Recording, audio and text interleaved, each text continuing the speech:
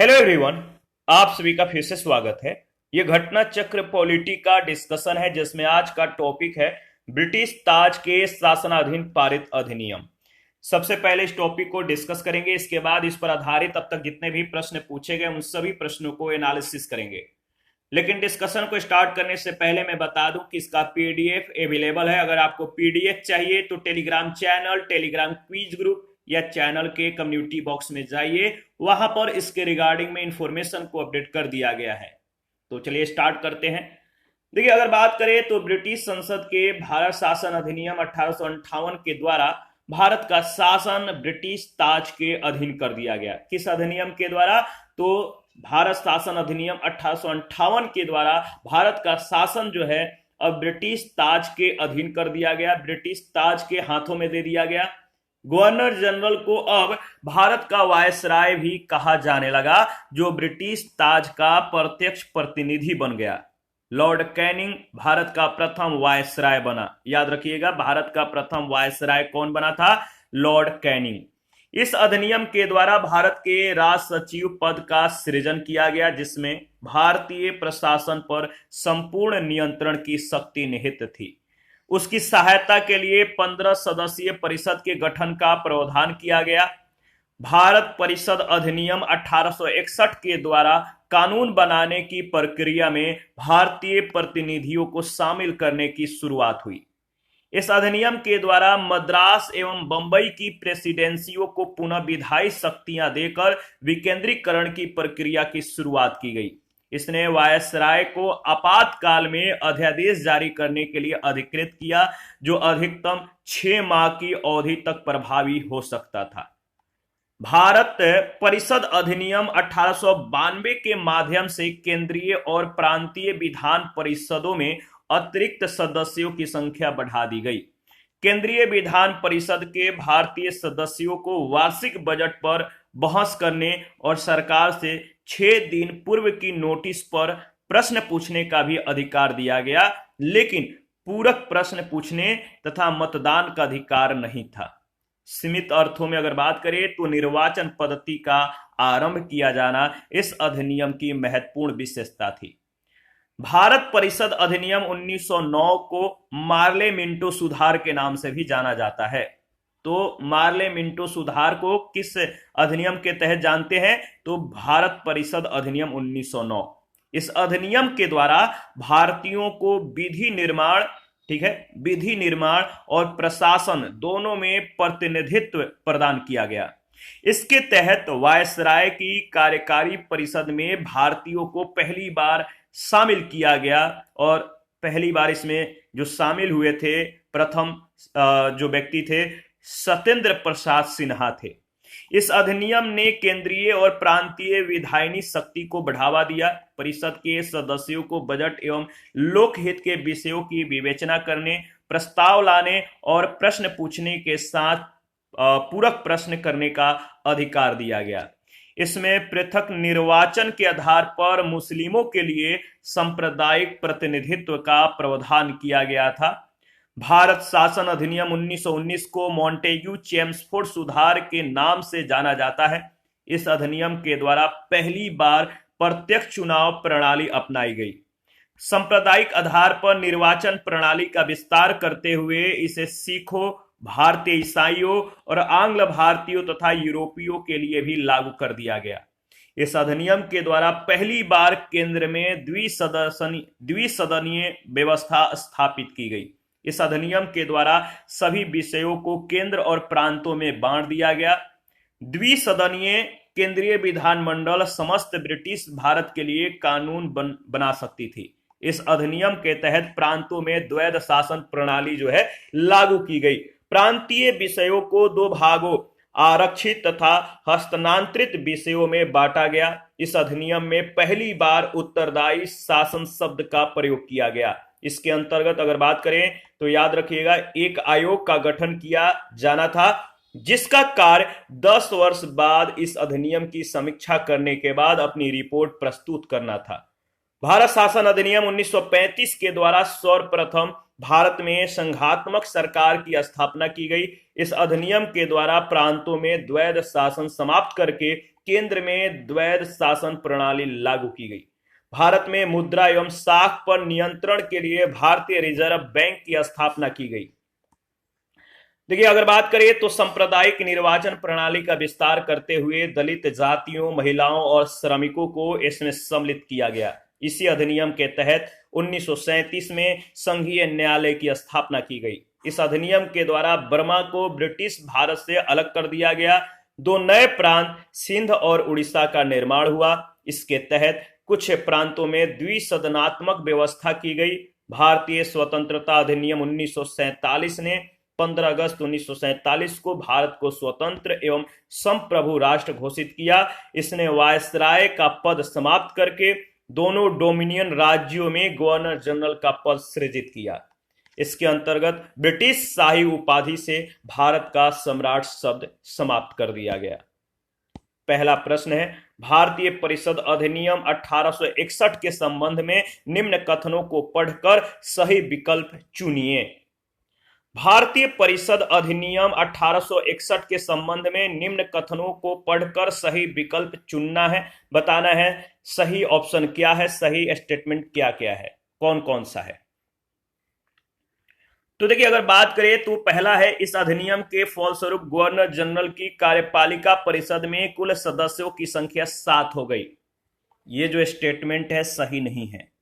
दूसरा, विधि निर्माण के लिए अतिरिक्त सदस्यों की संख्या कम से कम 6 और अधिक से अधिक 12 कर दी गई, बिल्कुल सही। प्रांतीय और केंद्रीय विषयों में किसी तरह का भेदभाव नहीं रखा गया। तो सही जवाब हो जाएगा दूसरा और तीसरा। भारतीय परिषद अधिनियम 1861 के द्वारा भारत के गवर्नर जनरल की कार्यकारी परिषद को पोर्टफोलियो प्रणाली पर कार्य करने वाली कैबिनेट में बदल दिया गया था, जिसमें राजस्व, सैन्य, कानून, वित्त और गृह विभागों के प्रमुख के रूप में 5 सदस्य शामिल थे।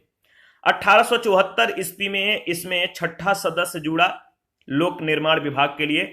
इस अधिनियम के द्वारा विधायी कार्य के लिए अतिरिक्त सदस्यों की संख्या न्यूनतम 6 और अधिकतम 12 कर दी गई, जिन्हें गवर्नर जनरल के द्वारा 2 वर्ष की अवधि के लिए नामित किया जाना था। इस अतिरिक्त सदस्यों में से कम आधे गैर सरकारी होने थे। इस अधिनियम के तहत केंद्रीय और प्रांतीय विषयों के बीच कोई भेद नहीं किया गया था। आगे बढ़ते हैं, नेक्स्ट प्रश्न संख्या 2। भारतीय परिषद अधिनियम 1892 के संबंध में निम्न कथनों को पढ़कर सही विकल्प चुने। भारतीय परिषद अधिनियम 1892 के संबंध में निम्न कथनों को पढ़कर सही विकल्प चुनना है। पहला है, इसे 20 जून 1892 को लागू किया गया। दूसरा है, कुल 24 सदस्यों में से गैर सरकारी सदस्यों की संख्या 5 थी। तीसरा, सदस्यों को पूरक प्रश्न पूछने का अधिकार दिया गया। इसमें जो सही ऑप्शन है, देखिए जो स्टेटमेंट है, मतलब कि अगर बात करें तो ऑप्शन को मतलब कि इसमें चुनना काफी मतलब कि डाउटफुल है। भारतीय परिषद अधिनियम अगर बात करें तो 1892 को ब्रिटिश संसद से पारित होने के बाद 20 जून 1892 को सहायक स्वीकृति प्राप्त हुई। यह 3 फरवरी 1893 को लागू किया गया, इसलिए पहला कथन सही नहीं है। दूसरा, इस अधिनियम के द्वारा गवर्नर जनरल की परिषद में विधायी कार्यों के लिए अतिरिक्त सदस्यों की संख्या बढ़ाकर न्यूनतम 10 और अधिकतम 16 कर दी गई, इसलिए कम से कम आधे गैर सरकारी होने थे। इन अतिरिक्त सदस्यों में से कम से कम मतलब कि कम से कम आधे गैर सरकारी होने थे। विनियमों के तहत इन अतिरिक्त सदस्यों में 6 सरकारी सदस्य और 10 गैर सरकारी सदस्यों की व्यवस्था की गई। इन गैर सरकारी सदस्यों में भारतीय और यूरोपीय दोनों शामिल थे। 1892 के अधिनियम के तहत सदस्यों को वार्षिक बजट पर बहस करने और सरकार से 6 दिन की पूर्व नोटिस पर प्रश्न पूछने का अधिकार दिया गया, लेकिन पूरक प्रश्न पूछने का अधिकार नहीं था, इसीलिए तीसरा कथन भी सही नहीं है। इसीलिए ऑप्शन को चुनना काफी कठिन था। थर्ड नंबर है, निम्नलिखित में से किस अधिनियम के अंतर्गत भारतीय विधान परिषद को बजट पर बहस करने की शक्ति प्राप्त हुई? किस अधिनियम के अंतर्गत भारतीय विधान परिषद को बजट पर बहस करने की शक्ति प्राप्त हुई? तो भारतीय परिषद अधिनियम 1892, बी ऑप्शन। 1892 के तहत अगर बात करें तो भारतीय परिषद अधिनियम के द्वारा जो विधान परिषद के कार्यों में वृद्धि की गई। इसके तहत बजट पर बहस करने की शक्ति दी गई, लेकिन मतदान का अधिकार नहीं दिया गया था। इस अधिनियम के तहत 6 दिन की पूर्व नोटिस पर कार्यपालिका से प्रश्न पूछने की जो है अनुमति दी गई, लेकिन पूरक प्रश्न पूछने का अधिकार नहीं था। इसके बाद है 4 नंबर, ब्रिटिश भारत में सांप्रदायिक प्रतिनिधित्व की व्यवस्था निम्नलिखित में से किस अधिनियम के द्वारा की गई थी? ब्रिटिश भारत में सांप्रदायिक प्रतिनिधित्व की व्यवस्था निम्नलिखित में से किस अधिनियम के द्वारा की गई थी, बताइए। तो देखिए इसका सही जवाब हो जाएगा मार्ले मिंटो सुधार 1909। भारतीय परिषद अधिनियम 1909 के द्वारा ब्रिटिश भारत में सर्वप्रथम सांप्रदायिक प्रतिनिधित्व की व्यवस्था की गई, जिसके अंतर्गत मुसलमानों के लिए पृथक निर्वाचन मंडल का प्रावधान किया गया। 5 नंबर है, 1909 का अधिनियम संबंधित था। 1909 का जो अधिनियम था संबंधित था किनसे?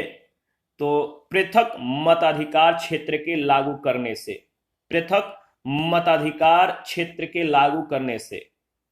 6 नंबर है, निम्नलिखित में से किस एक अधिनियम के द्वारा भारत में संघीय न्यायालय की स्थापना की गई थी? बताइए, किस एक अधिनियम के द्वारा भारत में संघीय न्यायालय की स्थापना की गई थी? देखिए अगर बात करें तो भारत में संघीय न्यायालय की स्थापना 1 अक्टूबर 1937 को भारत सरकार अधिनियम 1935 के अंतर्गत की गई थी। इसके प्रथम मुख्य न्यायाधीश सर मैरिस ग्वेयर थे। कौन थे? तो सर मैरिस ग्वेयर। देखिए इसका सही ऑप्शन हो जाएगा उपयुक्त में से कोई नहीं, डी ऑप्शन बिल्कुल करेक्ट ऑप्शन है। तो भारत में संघीय न्यायालय की स्थापना 1 अक्टूबर 1937 को भारत सरकार अधिनियम 1935 के अंतर्गत की गई थी। प्रथम मुख्य न्यायाधीश सर मॉरिस ग्वेयर थे। दिए गए विकल्प में भारत सरकार अधिनियम 1935 नहीं होने के कारण विकल्प डी सही उत्तर है, इनमें से कोई नहीं। 7 नंबर है, भारत का संघीय न्यायालय निम्नलिखित में से किस वर्ष में स्थापित किया गया था? भारत का संघीय न्यायालय निम्नलिखित में से किस वर्ष में स्थापित किया गया था? तो इसका सही जवाब हो जाएगा 1937, बी ऑप्शन बिल्कुल करेक्ट ऑप्शन है। केंद्र में द्वैध शासन किस अधिनियम के अंतर्गत स्थापित किया गया? केंद्र में द्वैध शासन किस अधिनियम के अंतर्गत स्थापित किया गया? तो सही जवाब हो जाएगा भारत सरकार अधिनियम 1935 के तहत, यानी इसका सही जवाब हो जाएगा ऑप्शन सी में दिया गया है, भारत सरकार अधिनियम 1935। भारत सरकार अधिनियम 1935 के अंतर्गत केंद्र में द्वैध शासन एवं नए अखिल भारतीय संघ भारत संघ के नाम से जो है स्थापना और प्रांतों में द्वैध शासन व्यवस्था को समाप्त करने का प्रावधान किया गया। याद रखिएगा, केंद्र में द्वैध शासन के तहत संघीय विषयों को 2 भागों में बांटा गया, एक रिजर्व यानी आरक्षित, दूसरा हस्तांतरित विषय। प्रश्न संख्या 9 है, निम्नलिखित में से किस अधिनियम ने केंद्र में द्वैध शासन प्रणाली को स्थापित किया? किस अधिनियम ने केंद्र में द्वैध शासन प्रणाली को स्थापित किया? आपको मालूम है, सही जवाब हो जाएगा भारत शासन अधिनियम 1935। प्रश्न संख्या 10 है, भारत के शासन अधिनियम की निम्नलिखित में से कौन सी प्रमुख विशेषताएं हैं? 1919 के भारत शासन अधिनियम की निम्नलिखित में से कौन सी प्रमुख विशेषताएं हैं? बताइए, 3 विशेषताएं दिया गया है, इनमें से कौन कौन सी विशेषताएं सही है? पहला है प्रांतों की कार्यकारिणी सरकार में द्वैध शासन की व्यवस्था। दूसरा है मुसलमानों के लिए पृथक सांप्रदायिक निर्वाचक मंडलों की व्यवस्था। तीसरा है केंद्र के द्वारा प्रांतों को विधायिनी शक्ति का हस्तांतरण। तो पहला और तीसरा सही है। प्रांतों की कार्यकारिणी सरकार में द्वैध शासन की व्यवस्था बिल्कुल सही है। केंद्र के द्वारा प्रांतों को विधायिनी शक्ति का हस्तांतरण, यानी पहला और तीसरा स्टेटमेंट सही है। भारत शासन अधिनियम 1919 ब्रिटिश संसद के द्वारा पारित अधिनियम था, जिसका उद्देश्य भारतीय शासन में भारतीयों की भागीदारी को बढ़ाना था। इस अधिनियम को भारत सचिव एडविन मॉन्टेग्यू और वायसराय लॉर्ड चेम्सफोर्ड के कार्यकाल में पारित किया गया। इस अधिनियम के द्वारा राज्यों में द्वैध शासन की स्थापना की गई, जिसके तहत प्रत्येक राज्य में राज्य के प्रशासनिक विषयों को 2 श्रेणियों में बांटा गया, और पहला आरक्षित में, दूसरा हस्तांतरित में। आरक्षित विषय प्रांतीय गवर्नर और उसकी कार्यकारी परिषद के तहत रखे गए, जबकि हस्तांतरित विषयों का उत्तरदायित्व प्रांतीय विधायिका के प्रति उत्तरदायी मंत्रियों को सौंपा गया। साथ ही केंद्र और प्रांतों के बीच भी शक्तियों का बंटवारा संघीय और प्रांतीय विषयों के रूप में किया गया। जहां तक मुसलमानों के लिए पृथक सांप्रदायिक निर्वाचन व्यवस्था का प्रश्न है, यह प्रावधान 1909 के अधिनियम में ही कर दिया गया था।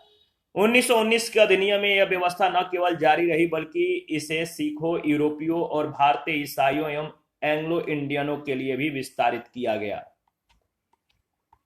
प्रश्न संख्या 11 है, भारतीय इतिहास के संबंध में द्वैध शासन सिद्धांत किसे निर्दिष्ट करता है? भारतीय इतिहास के संबंध में द्वैध शासन सिद्धांत किसे निर्दिष्ट करता है? तो प्रांतों में प्रत्यायोजित विषयों का 2 प्रवर्गों में विभाजन। D option. प्रश्न संख्या 12 है, भारत शासन अधिनियम 1919 में प्रांतीय सरकार के कार्य आरक्षित और अंतरित यानी ट्रांसफर्ड विषयों के अंतर्गत बांटे गए थे। कौन से आरक्षित विषय माने गए थे आपको बताना है। आरक्षित विषय में जो शामिल था वो मतलब कि ऑप्शन को देखिए और बताइए कौन कौन सा शामिल था। तो देखिए पहला, तीसरा और चौथा स्थानीय स्वशासन आरक्षित विषय में शामिल नहीं था।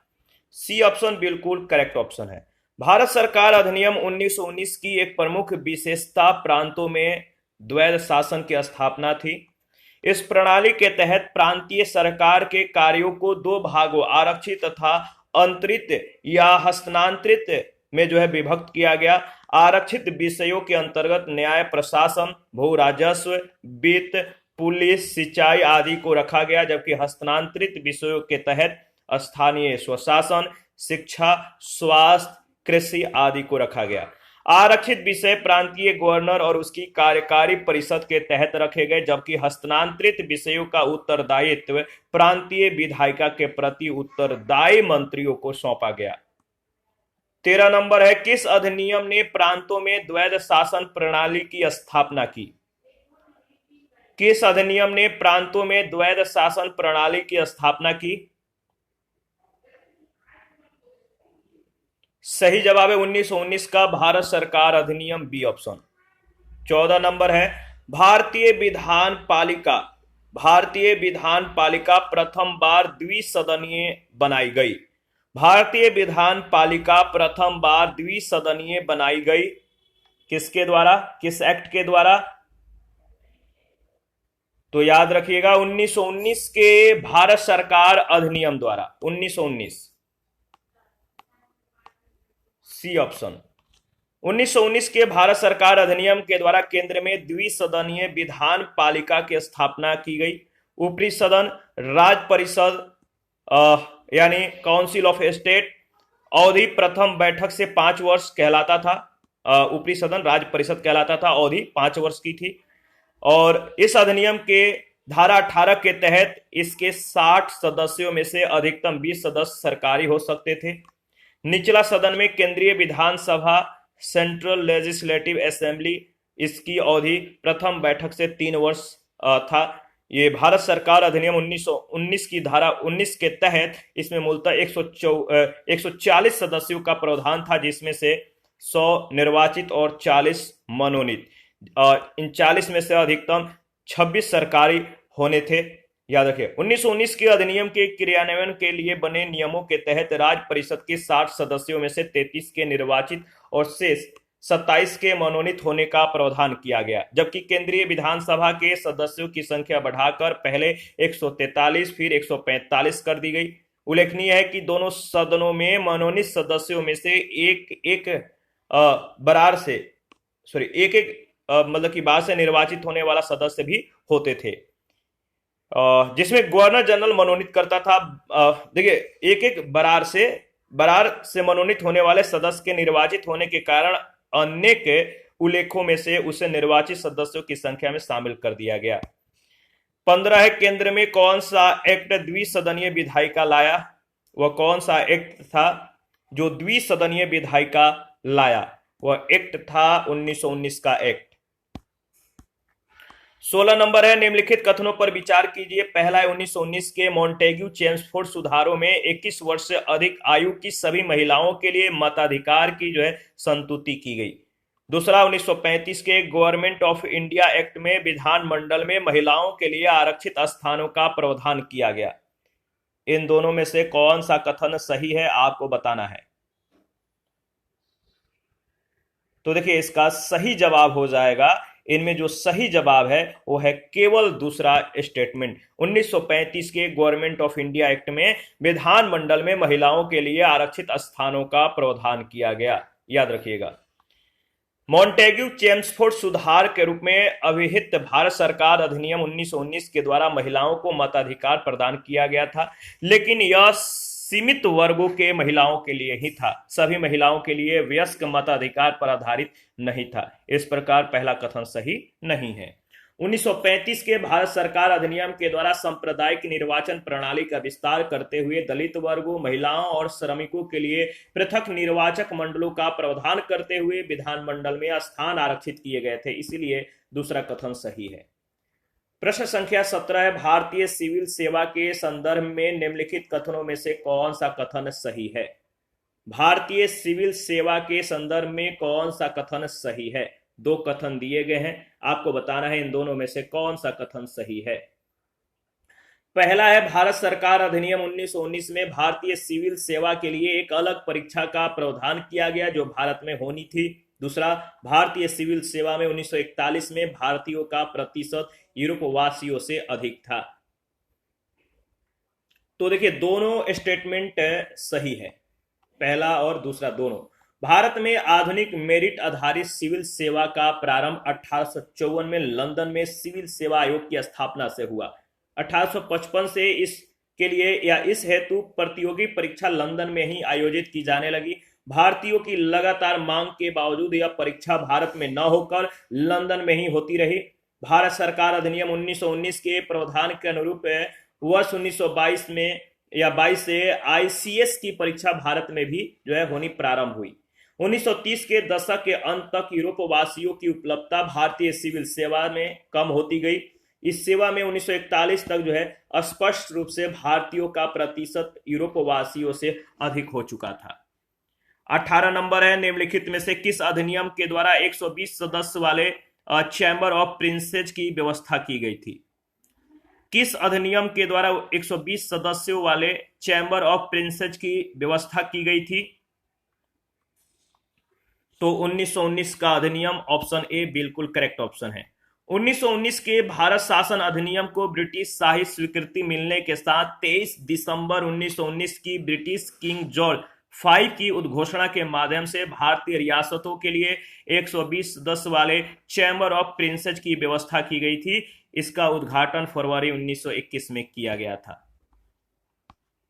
आगे बढ़ते हैं नेक्स्ट। 19 नंबर है, केंद्रीय विधानसभा के निम्नलिखित में से कौन से निर्वाचन भारत शासन अधिनियम 1919 के तहत लागू हुआ। केंद्रीय विधानसभा के निम्नांकित में से कौन सा निर्वाचन भारत शासन अधिनियम 1919 के तहत हुआ। तो याद रखिएगा 1926 और 1945, ए और सी ऑप्शन बिल्कुल सही ऑप्शन है। प्रश्नगत वर्षों में से 1926 और 1945 का केंद्रीय विधानसभा चुनाव भारत शासन अधिनियम 1919 के तहत हुआ था। प्रश्न संख्या 20 है, भारत शासन अधिनियम 1919 के अंतर्गत भारतीय विधायिका का अंतिम निर्वाचन किस वर्ष में आयोजित किया गया था। भारत शासन अधिनियम 1919 के अंतर्गत भारतीय विधायिका का अंतिम निर्वाचन किस वर्ष में आयोजित किया गया था। सही जवाब है 1945, सी ऑप्शन बिल्कुल करेक्ट ऑप्शन है। भारत शासन अधिनियम 1919 के अंतर्गत भारतीय विधायिका यानी केंद्रीय विधानसभा का अंतिम निर्वाचन 1945 में आयोजित किया गया था। 21 है, राष्ट्रपति की अध्यादेश निर्गत करने की शक्ति प्रेरित है किस अधिनियम के द्वारा। राष्ट्रपति की अध्यादेश निर्गत करने की जो शक्ति प्रेरित है किस अधिनियम के द्वारा। इसका सही जवाब है भारत सरकार अधिनियम 1935 के तहत राष्ट्रपति को अध्यादेश जारी करने की शक्ति दी गई है। ब्रिटिश भारत में गवर्नर जनरल को 1861 के द्वारा भारतीय परिषद अधिनियम से ही विधान परिषद की अनुमति के बिना अध्यादेश जारी करने की शक्ति प्राप्त थी। भारतीय संविधान में राष्ट्रपति की अध्यादेश निर्गत करने की जो शक्ति है, भारत सरकार अधिनियम 1935 की धारा 42 एवं 33 से प्रेरित है। 22 नंबर है, निम्नलिखित में से किस अधिनियम के द्वारा संवैधानिक निरंकुशता का सिद्धांत प्रवृत्त किया गया? किस अधिनियम के द्वारा संवैधानिक निरंकुशता का सिद्धांत प्रवृत्त किया गया? तो सही जवाब हो जाएगा, बताइए। सही जवाब है 1935 का भारत सरकार अधिनियम। सी ऑप्शन बिल्कुल करेक्ट ऑप्शन है। संवैधानिक निरंकुशता का सिद्धांत भारत सरकार अधिनियम 1935 के द्वारा प्रवृत्त किया गया। यह अधिनियम ब्रिटिश संसद के द्वारा पारित सर्वाधिक विस्तृत अधिनियम था। साथ ही यह भारत के लिए तैयार संवैधानिक प्रस्तावों में से सबसे जटिल दस्तावेज था, डॉक्यूमेंट्स था। इसी अधिनियम में भारत संघ की स्थापना, संघीय न्यायपालिका, केंद्र और राज्यों के बीच शक्तियों का विभाजन आदि की व्यवस्था की गई। 23 नंबर है, भारत के संविधान में केंद्र और राज्यों के बीच किया गया शक्तियों का विभाजन इनमें से किसमें उल्लेखित योजना पर आधारित है? भारत के संविधान में केंद्र और राज्यों के बीच किया गया शक्तियों का विभाजन इनमें से किसमें उल्लेखित योजना पर आधारित है? तो भारत सरकार अधिनियम 1935 पर। C option. भारत के संविधान में केंद्र और राज्यों के बीच शक्तियों का विभाजन भारत शासन अधिनियम 1935 में उल्लेखित योजना पर आधारित था। इस अधिनियम की 7वीं अनुसूची में संघीय, राज्य और समवर्ती सूची में विषयों का विभाजन किया गया। इसके अतिरिक्त प्रांतों में द्वैध शासन प्रणाली समाप्त कर केंद्र में द्वैध शासन को लागू किया गया। इसके तहत प्रांतों में आरक्षित और हस्तांतरित विषयों का विभाजन समाप्त करके विधायिका के प्रति उत्तरदायी मंत्री परिषद के माध्यम से प्रांतीय स्वायत्तता का सूत्रपात किया गया। इसमें एक अखिल भारतीय महासंघ स्थापित करने का प्रावधान शामिल किया गया था। इस भारत संघ का निर्माण तत्कालीन ब्रिटिश भारत के प्रांतों, चीफ कमिश्नर प्रांतों और देशी रियासतों से मिलाकर होना था। यह व्यवस्था लागू नहीं की जा सकी। 1935 के भारत सरकार अधिनियम के द्वारा स्थापित होने वाले संघ में अवशिष्ट शक्तियां गवर्नर जनरल को प्रदान की गई थी। इसके बाद प्रश्न संख्या 24 है, निम्न में से किस एक भारत सरकार अधिनियम 1935 की मुख्य विशेषताओं में से नहीं थी? निम्न में से एक भारत सरकार अधिनियम 1935 की मुख्य विशेषताओं में से नहीं थी। तो याद रखिएगा, सही जवाब है इसने प्रांतीय स्तर पर अवशिष्ट विषय जो है प्रांतीय विधायिकाओं को आवंटित किए गए थे, ये सही नहीं थी। इसमें इन विशेषताओं में से ये मतलब नहीं था। लेकिन प्रांतीय स्तर पर द्वैध शासन प्रणाली को समाप्त कर केंद्र में लागू किया गया, सही है। इस अधिनियम में अखिल भारतीय महासंघ का प्रावधान था। यह प्रांतीय स्वायत्तता के सूत्रपात का संकेत था।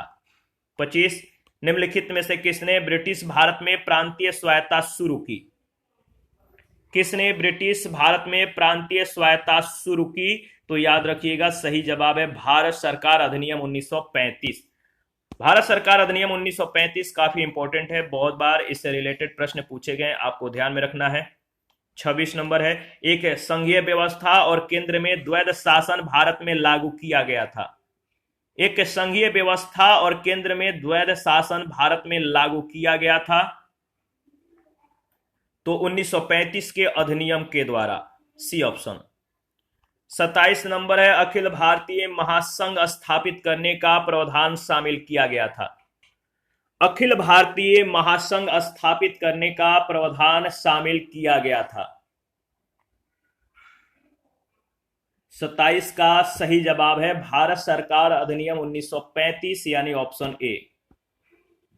28 नंबर है, निम्नलिखित में से किस एक अधिनियम ने भारत में संघीय शासन की जो है व्यवस्था दी थी? किस एक अधिनियम ने भारत में संघीय शासन की व्यवस्था दी थी? तो सही जवाब है भारत सरकार अधिनियम 1935। सी ऑप्शन बिल्कुल करेक्ट ऑप्शन है। 29 नंबर है, 1935 के अधिनियम के द्वारा स्थापित संघ में अवशेष शक्तियां किसको दी गई थी? 1935 के अधिनियम के द्वारा स्थापित संघ में अवशेष शक्तियां किसको दी गई थी? याद रखिएगा, गवर्नर जनरल को, सी ऑप्शन। प्रश्न संख्या नेक्स्ट 30, भारत शासन अधिनियम 1935 के तहत प्रस्तावित संघीय प्रणाली थी। भारत शासन अधिनियम 1935 के तहत प्रस्तावित संघीय प्रणाली थी भारत संघ, फेडरेशन ऑफ इंडिया। भारत शासन अधिनियम 1935 के तहत प्रस्तावित संघीय प्रणाली भारत संघ थी, जिसका निर्माण तत्कालीन ब्रिटिश भारत के प्रांतों, चीफ कमिश्नर प्रांतों और देशी रियासतों से मिलाकर होना था। प्रस्तावित भारत संघ द्विस्तरीय होना था, जिसमें एक केंद्रीय कार्यपालिका और संसद, इसके नीचे प्रांतों की सरकारों का प्रावधान था। 31 है, निम्नलिखित में से कौन सा एक भारत शासन अधिनियम 1935 में स्वीकार किया हुआ महत्वपूर्ण और अस्थायी अवयव नहीं है। निम्नांकित में से कौन सा एक भारत शासन अधिनियम 1935 में स्वीकार किया हुआ महत्वपूर्ण और अस्थायी अवयव नहीं है? वह है आपका देश के लिए लिखित संविधान, ऑप्शन ए। भारत शासन अधिनियम 1935 में देश के लिए लिखित संविधान का उल्लेख नहीं था। भारत के लिए संविधान का सर्वप्रथम उल्लेख क्रिप्स मिशन के द्वारा किया गया था। अन्य तीनों विकल्प भारत शासन अधिनियम 1935 में समाहित थे। 32 है, 1935 का गवर्नमेंट ऑफ इंडिया एक्ट क्यों महत्वपूर्ण है? 1935 का गवर्नमेंट ऑफ इंडिया एक्ट क्यों महत्वपूर्ण है? वो इसलिए महत्वपूर्ण है क्योंकि 1935 भारतीय संविधान का प्रमुख स्रोत है, ऑप्शन ए। भारत का वर्तमान संवैधानिक ढांचा बहुत कुछ 1935 के भारत शासन अधिनियम पर आधारित है। इस अधिनियम के मुख्य उपबंध इस प्रकार है: पहला, संघात्मक सरकार की स्थापना; दूसरा, केंद्र में द्वैध शासन की स्थापना; तीसरा, प्रांतों में द्वैध शासन के स्थान पर स्वायत्त शासन की स्थापना; चौथा, द्विसदनीय केंद्रीय विधानमंडल; पांचवा, प्रांतीय शासन व्यवस्था; छठा, प्रांतीय विधानमंडल; सातवां, केंद्र और प्रांतों में शक्तियों का विभाजन; और आठवां, फेडरल न्यायालय की स्थापना आदि। इसके बाद प्रश्न संख्या 33, निम्नलिखित अधिनियमों में से किस अधिनियम के फलस्वरूप बर्मा भारत से अलग हुआ? किस अधिनियम के फलस्वरूप बर्मा भारत से अलग हुआ था? तो गवर्नमेंट ऑफ इंडिया एक्ट 1935 के तहत। गवर्नमेंट ऑफ इंडिया एक्ट 1935 के प्रावधानों के अनुरूप 1937 में बर्मा को भारत से अलग किया गया था।